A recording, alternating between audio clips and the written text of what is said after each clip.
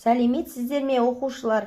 Бүгінгі жаңа сабақ 34-ші сабақ санамақтар.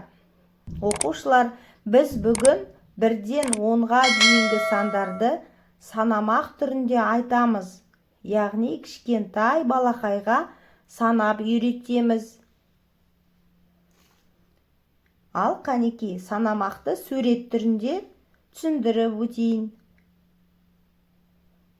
1 дегенің білім, білім жарық күнің. 1 деген сан ол білім. Білім дегеніміз оқу ілім. Білім сенің жарық күнің сияқты болады. Себебі білімді баланың болашағы жарқын болады.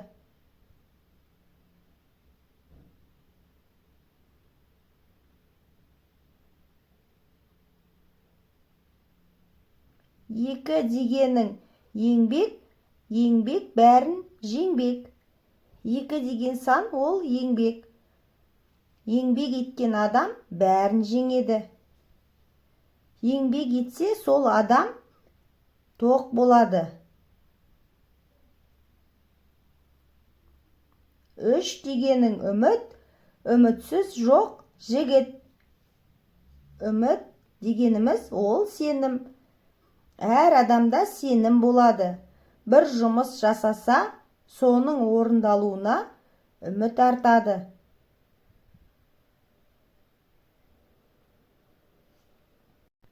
4 дегенің талап, талмайтұғын қанат. Талаптансаң, яғни бір жұмысты жасаймын деп бастасаң, қанатың талмайды. Яғни шаршамайсың. Сол жұмысқа жетіп, оның еңбегін көресің. 5 дегенің бірлік, бірліксіз жоқ тірлік. Бірлік бар жерде тірлік бар.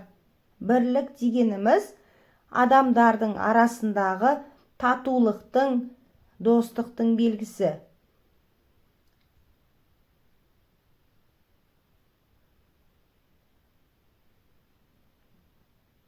6 дегенің арман, атар таңың алдан. Арман дегеніміз адамның ойындағы жақсы ниет, болашақтан күтетін үміт, алға қойған мақсат. Кез келген адам армандайды, және сол арманына жетеді. 7 дегенің жігер, жетер жерін білер. Жігер деген адамның түрлі қиындықтарды жеңе білетін қабілеті.